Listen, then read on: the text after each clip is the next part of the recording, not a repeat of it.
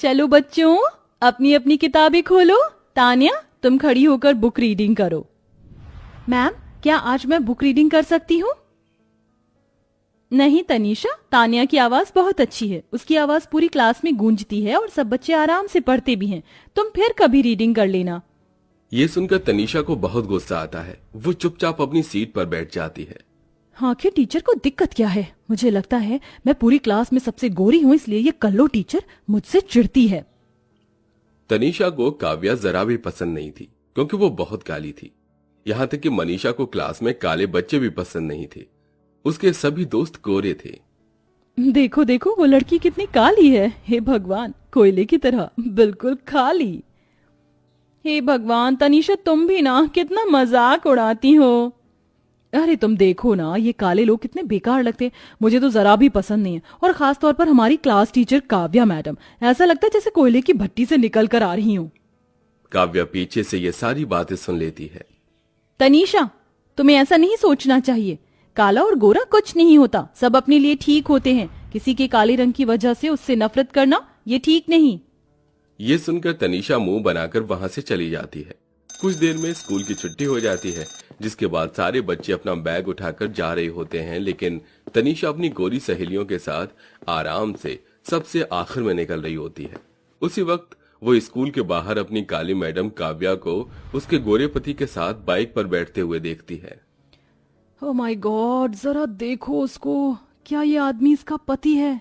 I can't believe, इतना सुंदर, इतना गोरा लड़का इसका पति कैसे हो सकता है? क्या तुम्हें नहीं पता, काव्या मैडम का पति सच में बहुत हैंडसम और गोरा है।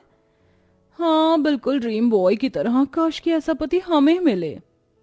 अपनी सहेलियों की बातें सुनने के बाद तनीषा अपने मन में सोचती है, कोई और क्यों, जब सपनों का राजकुमार सामने हो तो उसे ही हासिल करना चाहिए। तनीषा उस दिन के बाद से काव्या के पति पृथ्वी को बहुत नोटिस करती है। एक दिन वो स्कूल के बाहर बाइक पर पृथ्वी को उसकी पत्नी काव्या के ऊपर गुस्सा करते हुए देखती है। थोड़ा दूर होकर बैठो, मुझसे चिपकने की जरूरत नहीं है। मैं सिर्फ माँ के चलते तुम्हें यहाँ लेने और छोड़ने आता हूँ, बाकी को तुम जानते ही हो। दूर ही बैठी हूँ, क्या हुआ? कम से कम स्कूल के बाहर तो इस तरीके से बर्ताव मत कीजिए।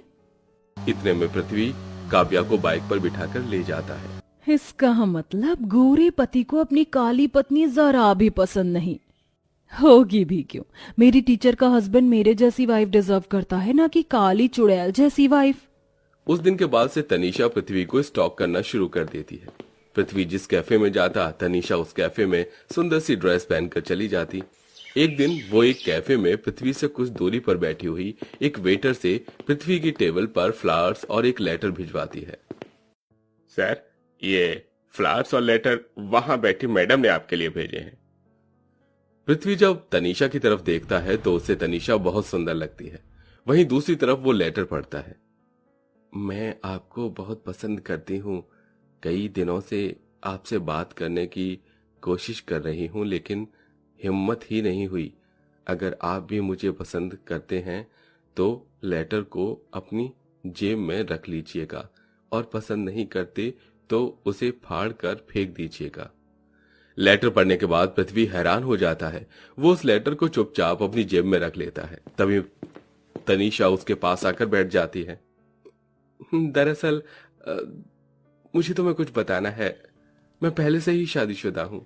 हाँ, मैं सब जानती हूँ, और तुम अपनी काली पत्नी को पसंद भी नहीं करते। तुम मेरी जैसी पत्नी डिजर्व करते हो। इतना कहकर तनीषा पृथ्वी का हाथ पकड़ लेती है, और उसी वक्त पृथ्वी उसकी खूबसूरती के जाल में फंस जाता है। उस दिन के बाद से तनीषा पृथ्वी से छुप छुप कर मिलने लगती है। देखो, मेरी माँ ने मेरी काली पत्नी की सरकारी नौकरी देखकर उससे मेरी शादी करवा दी, लेकिन वो मुझे जरा भी पसंद नहीं है। मैं तुमसे शादी करना चाहता हूँ, क्या तुम मुझसे शादी करोगी? हाँ, मैं तुमसे शादी करना चाहती हूँ। हाँ ठीक है, फिर चलो मेरे साथ। पृथ्वी तनीषा को अपने साथ ले जाता है और उसके साथ कोर्ट मैरिज करके उसे घर ले आता है। जैसी काव्या घर का दरवाजा खोलती है, वो अपने सामने अपनी स्टूडेंट को मॉडल ड्रेस में और उसके साथ अपने पति को खड़ा देख हैरान रह जाती है। ये सब क्या है? आप इस लड़की को घर पर क्यों लेकर आए हैं? आप दोनों के गले में ये शादी की वरमाला किस लिए? हम दोनों ने शादी कर ली, आज से यही मेरी पत्नी है। ये सुनते ही काव्या के पैरों तले जमीन खिसक जाती है। तनीषा, ये क्या मजाक है? तुम जानती हो ना ये मेरे पति हैं। क्या तुम तनीषा को पहले से जानती हो? हाँ, मैं तनीषा को पहले से ही जानती हूँ, क्योंकि ये मेरी स्कूल स्टूडेंट है, लेकिन अब नहीं है। इसने पढ़ाई छोड़ दी। मुझे तो यकीन नहीं होता कि मेरी ही स्टूडेंट मेरी सौतन बन गई। डार्लिंग, इसे बोलो हमारे रास्ते से हट जाए। अरे तुम इसको छोड़ो, मैं तुम्हें अपने कमरे में लेकर चलता हूँ। जैसे पृथ्वी तनीषा को अपने कमरे में लेकर जाने वाला होता है, उसकी माँ उसे देख लेती है। अरे बेटा, ये लड़की कौन है? इसे तू अपने कमरे में क्यों लेकर जा रहा है? ये मेरी पसंद है माँ, मैं इसे बहुत प्यार करता हूँ। आज से यही आपकी बहू है। आपने सरकारी नौकरी देखकर इस काली कलूटी से मेरी शादी करवा दी। मैं इस काली कलूटी से प्यार नहीं करता, और आज तक हमारे बीच में पति पत्नी जैसा कोई रिश्ता भी नहीं बना। ये सुनते ही कल्याणी हैरान रह जाती है, तो वहीं दूसरी तरफ काव्या फूट फूट कर रोने लगती है। बहू, अपने आप को संभालो। माँ जी, मुझे तो समझ नहीं आ रहा कि मैं क्या करूं। मेरी ही स्टूडेंट मेरी सौतन बनकर इस घर में आ गई, और मुझे गानों गान खबर तक नहीं हुई। और सही कहा पृथ्वी जी ने, आज तक उनके और मेरे बीच में पति पत्नी वाला रिश्ता कभी बना ही नहीं, क्योंकि वो मुझसे प्यार ही नहीं करते। लेकिन मैं इस भरोसे में आज तक बैठी थी कि एक ना एक दिन वो मुझसे प्यार कर लेंगे। काव्या को बहुत बुरा लगता है, लेकिन फिर भी वो अपने ससुराल को छोड़कर कहीं नहीं जाती।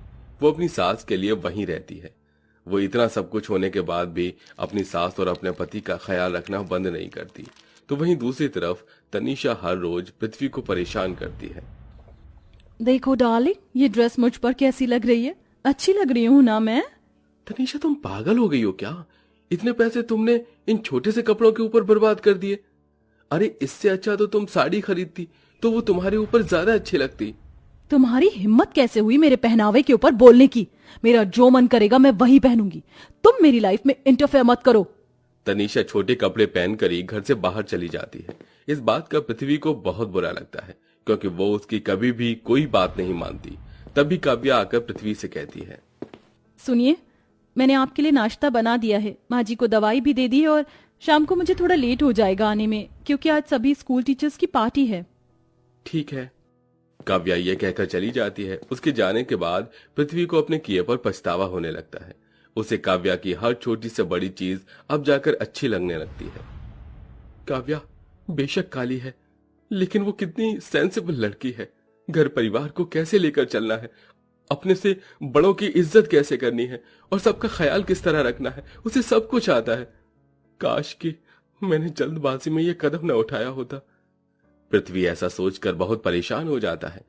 शाम को काव्या के साथ साथ तनीषा भी घर पर नहीं आती। पृथ्वी तनीषा को बार बार फोन करता है, लेकिन तनीषा उसका फोन नहीं उठाती। इस बात से परेशान होकर पृथ्वी तनीषा को उसकी लोकेशन ट्रेस करके एक रेस्टोरेंट में जाता है, जहां उसे स्कूल के सभी टीचर्स के साथ अपनी पत्नी काव्या दिखाई देती है, जिसकी सब बहुत इज्जत करते हैं। तो वहीं दूसरी तरफ पृथ्वी को एक टेबल पर तनीषा एक लड़के के साथ डेट करते हुए दिखाई देती है। तो यहां गुल खिला रही हो तुम? तुम्हें जरा भी शर्म नहीं आई? मैंने तुमसे शादी की थी, तुम्हारे पास सुंदरता के अलावा और कुछ नहीं है। बस अब बहुत हुआ, अब मुझे तुम्हारे साथ किसी रिश्ते में नहीं रहना। मैं तुम्हें डिवोर्स देता हूं।